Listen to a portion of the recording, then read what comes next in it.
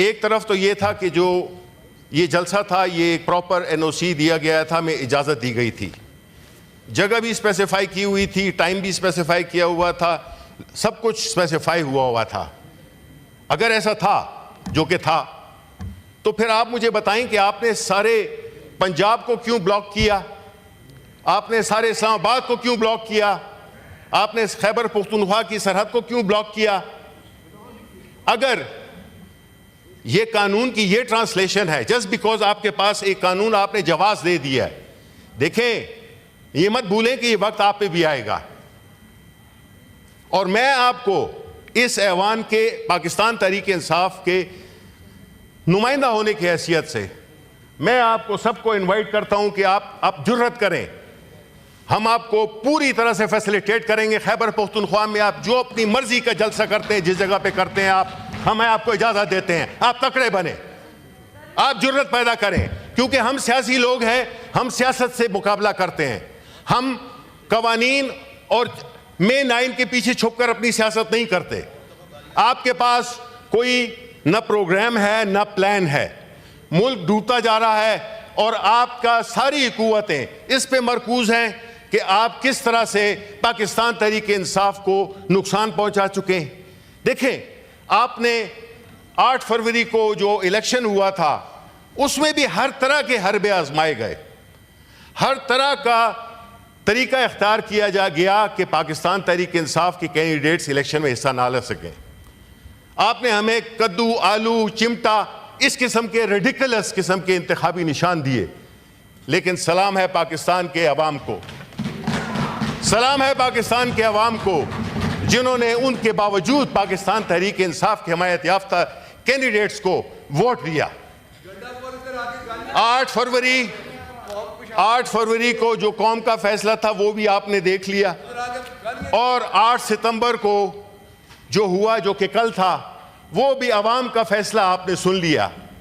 मैं मुबारकबाद देना चाहता हूं पाकिस्तान के अवाम को जिन्होंने कि कल लाखों की तादाद में बावजूद तमाम सख्तियों के, बावजूद तमाम रुकावटों के अपनी जमहूरी, अपनी आईनी जिम्मेदारी को पूरा किया। और इस किस्म का पुरअमन जलसा और ऐसी जगह अगर आप वहां पे जाएं तो आपको मालूम होगा कि वो एक ऐसी जगह है जिसमें कि अभी इरफान सिद्दीकी साहब बात कर रहे थे कि इस्लामाबाद के 25 लाख पीपल, वो उनका एक हक बनता है। हक मैंने कहा कि उनका भी बनता है जो कि इन प्रिविलेज सेक्टर्स में नहीं रहते। हक उनका भी बनता है जिनके कि हम वहां पे स्ट्रीट में से गुजरे हैं, जो तंग तारीख गली थी कि लोग ना पहुंच सके, लेकिन ये जज्बा था। मैडम चेयरपर्सन, ये चीजें जज्बे से होती हैं, ये जुनून से होती हैं, ये बिलीफ से होती हैं। आपके लीडर में बिलीफ है, आप वहां पे बूढ़े, बच्चे, जवान सब पहुंचे हुए थे। पुरअमन तरीके से हमने अपना वो किया, जलसा किया। हालांकि कोशिशें की गई कि उसको डिस्टर्ब किया जाए, लेकिन हर तरह की, मैं आपको कहता हूं कि जी हम खर्चा देंगे, हम चंदा करके हम खर्चा देंगे। आप पीपल्स पार्टी, आप मुस्लिम लीग नून, आप वहां पे जाके जलसा करें। आपके पास 10 लोग नहीं आएंगे, मैं ये मुबालगन कह रहा हूं, लेकिन आप जो है तो बहुत है तो 1000, 2000, 3000 लोग पैदा कर लेंगे। मैं ये कह रहा हूं, हो सकता है आप मुझसे इत्तेफाक न करें, लेकिन ये फैक्ट है। जो ये कह रहे हैं कि ये जलसा कामयाब नहीं हुआ, वो बिल्कुल ऐसे कह रहे हैं कि हम कहें कि जी जिस तरह इस वक्त हम सेनेट में नहीं हैं, हम उसे बाली में बैठे हुए हैं। ये बिल्कुल ऐसे ही प्रिपॉस्चरस है। जितना कामयाब जलसा, और मुबारकबाद देता हूं वंस अगेन कि लोगों ने अपनी जमहूरी स्पिरिट को बरकरार रखते हुए इस जलसे में शानदार तरीके से इसमें शिरकत की। अच्छा जी, अब आ जाते हैं कि देखें, फिर मैं कहता हूं कि हम सियासी लोग हैं, हम सियासत करके इन ईवानों के मेंबर बने हैं। हम ना फॉर्म 47 के जरिए आए हैं, ना हम किसी और अनफेयर मीन्स के जरिए आए हैं। आपको जो है, हम इधर ही से डिमांड करते हैं, let's make a common resolution. Madam chairperson, एक कॉमन रेजोल्यूशन बनाते हैं कि 2018 का भी जुडिशियल कमीशन बनाया जाए, इन्वेस्टिगेट किया जाए क्या हुआ। और 2023 में भी हम नहीं भागने वाले हैं, हमारे साथ अवाम खड़े हुए हैं। हम जो है तो बैसाखियों पे नहीं आए, क्योंकि जब आप बैसाखियों पे आते हैं तो आप चल सकते हैं, आप दौड़ नहीं सकते। बैसाखियां जो कि इस वक्त आपको व्हील चेयर पे बिठाए हुए है, बैसाखियां तो दूर की बात है, व्हील चेयर पे बिठाया हुआ है। आप कोई फैसला नहीं कर सकते, आप कोई बड़े फैसले कर नहीं सकते। आपके इकोनॉमी के मिनिस्टर 2-2, 3-3 है, पता नहीं कौन है इकोनॉमी मिनिस्टर। कभी डार साहब देते हैं प्लान, कभी देते हैं औरंगजेब देते हैं, कभी कौन देता है, कभी कौन देता है। आपके पास, आप तो बिल्कुल कंफ्यूजन का शिकार हैं। You don't know where you are going, and when, as they say, when you don't know where you are going, all roads take you there. You are going to, आप जिधर भी जाते हैं जाएं, लेकिन पाकिस्तान को अभी वक्त है आपका जी, वक्त है हेमंस में जाने का। ठीक है, मैं ये कह रहा हूं कि आप ने जिस तरह से कभी कोई प्लान आ जाता है, कभी सब्सिडी अनाउंस हो जाती है, फिर रिवोक किया जाता है। IMF का प्रोग्राम है, इट्स गॉन फॉर अ 6। हमें नहीं पता, हमें फाइनेंस मिनिस्टर साहब बताएं कि किस तरह से ये क्यों टैक्स वो क्यों पूरा नहीं हो रहा, टारगेट पूरा नहीं हो रहा, और वो इकोनॉमी को किस तरफ ले जाएंगे। आया ये मुल्क सिर्फ कर्जों पे चलेगा? इस मुल्क में हर चीज इस वक्त कर्जे पे चल रही है। और दूसरी तरफ आपने सारी चीजें मरकूज की हुई हैं कि पाकिस्तान तहरीक इंसाफ, इमरान खान को किस तरह से आपने परसिक्यूट करना है, किस तरह से इनकी परसिक्यूशन करनी है आपने। ये सारे आपने वसाइल लगाए हुए हैं पाकिस्तान तहरीक इंसाफ को कंटेन करने में। अब ऐसी सूरत हाल में, जबकि मुल्क में महंगाई का बुरा हाल हो, जिसमें कि आप देते रहें, फिगर्स देते रहें कि जी इन्फ्लेशन सिंगल डिजिट हो गई है, ये हो गया है, हमारे रिजर्व्स इधर हो गए हैं, हमारा ये इधर से लोन मिल जाएगा, उधर से लोन मिल जाएगा। हम ये कहते हैं, जी मैं बैंक कर रहा हूं, मैं तो ये कह रहा हूं कि बैंकर का काम होता है कर्जा मांगना और कर्जा देना।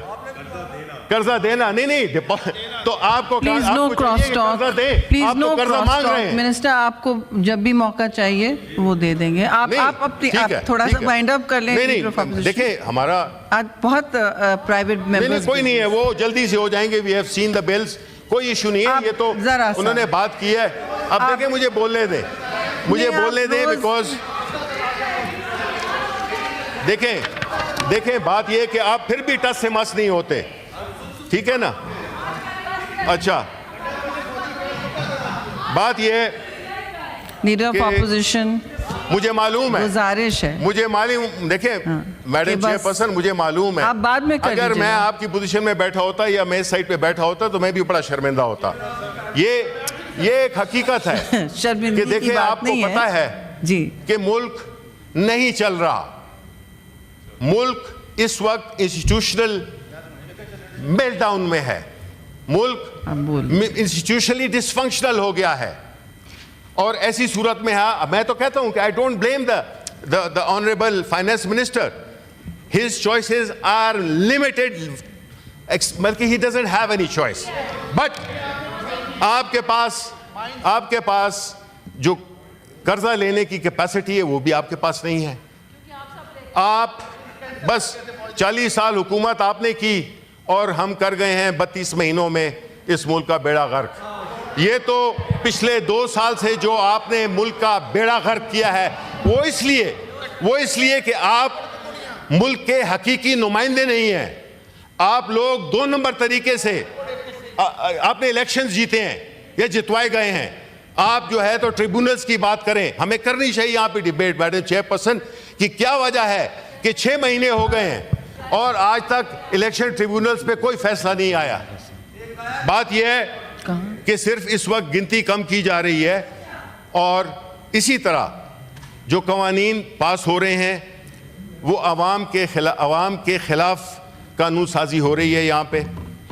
और हम चाहते हैं कि वो लोग जब वोट करें उनका अलहदा रिकॉर्ड में होना चाहिए। हम रूल्स में चाहेंगे कि अमेंडमेंट हो, और वो लोग जो मुखालिफत करते हैं वो खड़े होकर मुखालिफत करें और जो वोट दे रहे हैं वो खड़े होकर वोट दें कि पता चले कि कौन कहाँ पे खड़ा हुआ है। मैं एम श्योर कि वहाँ पे भी कोई बाज़मीर लोग हो सकते हैं, हमारी तरफ भी कोई बेज़मीर हो सकते हैं, तो इसलिए इसको वो करने के लिए हम लाएंगे। और हमारी रिक्वेस्ट है हाउस से कि किसी को इस पे नहीं होना चाहिए, कि हमें क्लैरिटी होनी चाहिए। बाकी मेरी रिक्वेस्ट आखिर में यही है कि मैं फिर आपसे अपील करता हूँ, देखिए ना में भी आप सियासी जमातें हैं, आपको चाहिए कि ऐसे कवानीन बनाएं जो कि कल आपके गले ना पड़े, क्योंकि आप उसको फिर संभाल नहीं सकेंगे। हम तो अब इतने सताए गए हैं कि हम अब यूज्ड टू हो गए हैं। लेकिन ये बात हमारी नहीं है, ये मुल्क के 25 करोड़ आवाम की बात है, उनकी वेलफेयर की बात है, उनके फ्यूचर की बात है, जो कि इस वक्त सीरियसली कंप्रोमाइज हो गया है। शुक्रिया। Under this fake government. दूसरे मेंबर्स को भी इजाजत दें। ठीक है, मैं नहीं, आई एम रिप्रेजेंटिंग